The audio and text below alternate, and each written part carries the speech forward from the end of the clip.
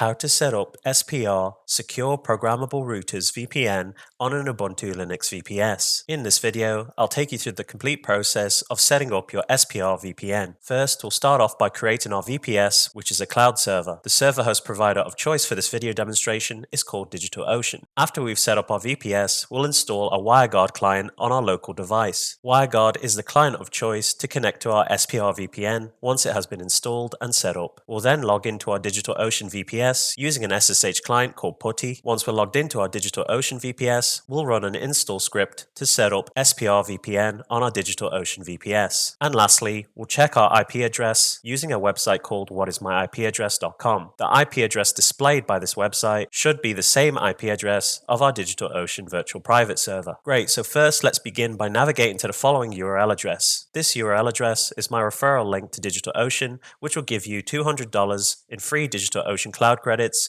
to try out their servers free for 60 days. I'll put my referral link in the video description below. Once you've clicked on my referral link, create a free DigitalOcean account by filling in the email field, choosing a password, and then clicking on Create Free Account. You can also sign up with your Google or GitHub account. Now, I already have a DigitalOcean account, so all I'm going to do is click on Sign In to sign into my DigitalOcean account. Once you have created your DigitalOcean account, you'll automatically be signed in and taken to your DigitalOcean dashboard. At the top right-hand corner, you'll be able to see your $200 in free DigitalOcean cloud credits if you signed up to DigitalOcean using my referral link. Once you're here, hover over the green button which says Create and left-click on it. From the drop-down list at the very top, you should see Droplets. The Droplets service is what DigitalOcean calls its virtual private servers, or VPSs, also known as cloud servers. Click on Droplets to select this service. We'll first need to begin by choosing a region for our droplet. I'm going to be going with Frankfurt, Germany, so I'm just going to select Frankfurt here. Once you've chosen your region, scroll down until you see where it says Choose an Image.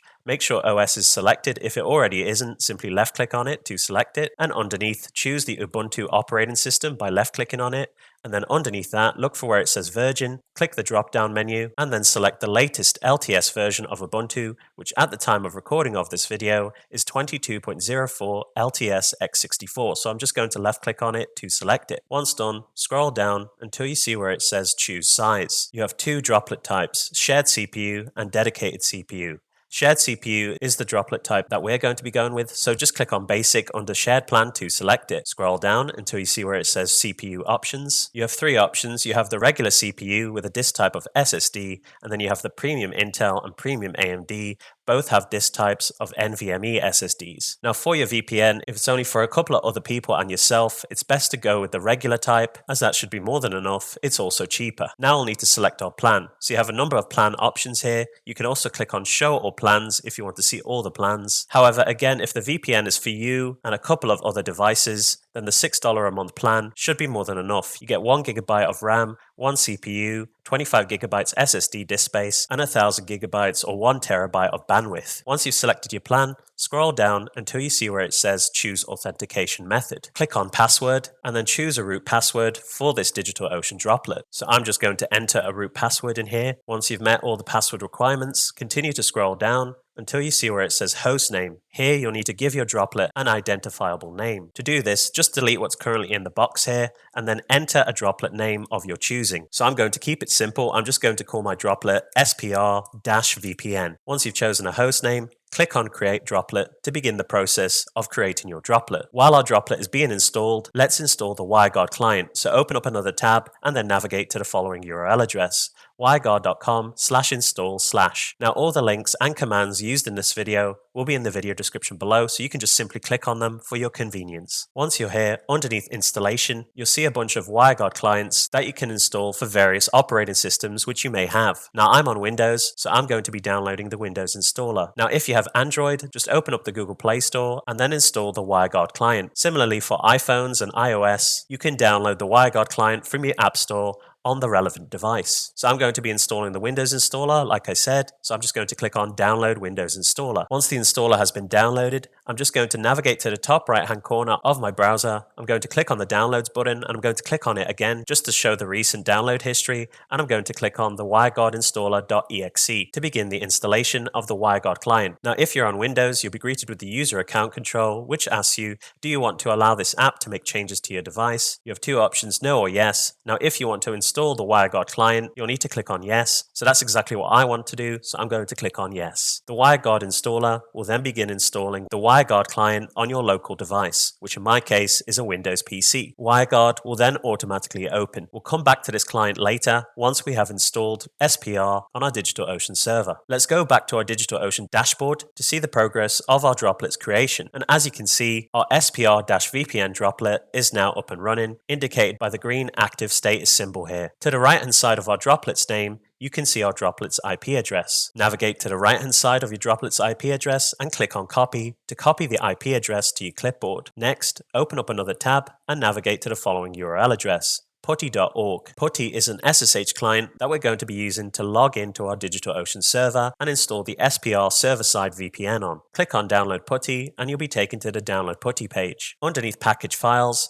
you'll be able to see the OS options that you can install Putty for. Now, if your operating system isn't listed here, you'll need to use an alternative SSH client for your device. Now, I'm on a 64-bit Windows PC, so if I wanted to go through with the download and installation process, I'd click on this option. Now, I'm not going to go through the installation process of Putty, as I already have a video on my YouTube channel which takes you through the complete process of downloading, installing and using Putty. I'll put a link to my video in this video description below and as a card at the top right hand corner of this video. So once you've got Putty installed, just minimize your browser to go back to your desktop. And as you can see, I've got a Putty shortcut here on my desktop. If you don't have a Putty shortcut after installing Putty, just search for it on your Windows PC and open up the Putty app or program. So I'm going to open up Putty here by double clicking on the Putty shortcut. Once you've got Putty open, look for where it says hostname or IP address and simply paste in the IP address of your DigitalOcean droplet that you copied earlier. Leave the port as 22 and leave the connection type as SSH and then simply click on open. You'll then be greeted with the following Putty security alert, which says the server's host key is not cached in the registry. You have no guarantee that the server is the computer you think it is. Now this is normal when you first connect to your server, as the host key is not cached in your registry. So you have three options. You can either click on cancel, connect once or accept. By accepting, you'll add the host key to Putty's cache and carry on with the connection. So I'm going to click on accept as I want to continue with the connection. I'm then going to maximize the Putty terminal window. At the very top it says login as. We're going to be logging in as root, so type root and then hit enter on your keyboard. For the password, this is your DigitalOcean Droplets root password that you created for your droplet. Type that in and then hit enter on your keyboard. You'll then be logged into your DigitalOcean cloud server. Now what you'll need to do is open back up your browser and open up another tab and navigate to the following URL address: supernetworks.org/pages/docs/virtual_SPR. Here you'll be able to see the SPR install script for the SPR VPN. So under where it says quick setup, you can see the SPR VPN install script. Navigate to the right hand side and click on the copy button here to copy this full command here. Once you've done that, open back up the Putty terminal window and right click to paste in the command. Now simply hit enter on your keyboard to execute the command. The SPR VPN will then begin installing on your DigitalOcean droplet. You may then be greeted with this purple screen which asks you which services should be restarted. Simply press tab once on your keyboard to highlight the word OK and then hit enter on your keyboard. Once you've done that, SPR will continue with the installation process. I'll be back with you guys once the installation has completed. Alright, I'm back, and as you can see, SPR has now been installed and has generated a WireGuard config. It also displays the config file's contents, which you'll copy and add it as a tunnel on your WireGuard client. It starts from where it says interface and ends from where it says pre-shared key at the very end of the key here. Underneath you might notice that it says show QR code, Y or N, yes for Y and N for no. QR codes are a good way to scan the tunnel to add it to your client. For example, if you're on a mobile device, such as an Android smartphone or an iOS or iPhone device. So I'm just going to press Y on my keyboard to display the QR code. So all you need to do is scan that with a device that has a WireGuard client installed to add the tunnel. Now I'm on a Windows PC, so I'll be copying everything from here to here, but we'll get to that later. Next, I'm going to show you how to add another client. So open back up your browser and look for where it says cd super with the following sudo command. To the right hand side, click on the copy icon here to copy this command. Open back up your PuTTY terminal window and right click to paste in the command. Once you've done that, hit enter on your keyboard and then you will create a second client for another device. You cannot use one WireGuard client config for all devices. You'll need to create multiple WireGuard config files by running this command for each device. It then asks you again, do you want to show the QR code, yes or no? This time, I'm not going to press anything on my keyboard as I'll only be using the first WireGuard config information generated for this video demonstration. So to add the first WireGuard configuration file information to your WireGuard client as a tunnel, all you'll need to do is just scroll up to find it again. So it's right here. Look for where it says interface, left click on it, highlight everything to the very edge of where it says pre-shared key to the end of the key information. Once you've highlighted this information, it will automatically be copied to your clipboard. Now you can just minimize the PuTTY terminal window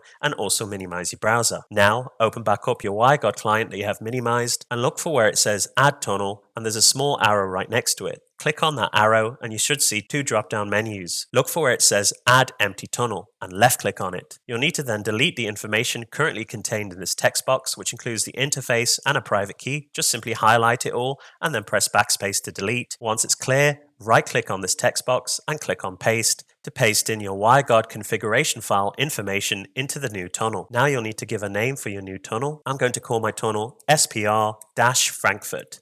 Which is the name of our VPN and the region. Once you've chosen a name, simply click on Save to add this tunnel to your WireGuard client. To connect to your SPR WireGuard VPN, all you need to do is click on Activate to connect. Now you can minimize your WireGuard client and open back up your browser, create a new tab, and navigate to the following URL address, whatismyipaddress.com. Once you've typed that in, just hit enter on your keyboard to navigate to that website. Once you're here, underneath where it says my IP address, for the IPv4 address, you should see your new IP address, which in my case is 164.90.160.133. Now, if the IP address matches exactly the IP address of your DigitalOcean droplet, then your VPN is working as expected. So I'm just going to go back to my DigitalOcean dashboard, and as you can see, the IP address of 164.90.160.133 matches exactly the IP address displayed by What Is My IP Address. To the right hand side, you can see the location of this IP address, the ISP, which is DigitalOcean, the city, which is Frankfurt, and the country, which is Germany. All this information tells us that we were indeed successful in setting up our SPR WireGuard VPN. Alright, so that pretty much concludes the video on how to set up SPR Secure Programmable Routers VPN on an Ubuntu Linux VPS. If you enjoyed this video, be sure to give it a like,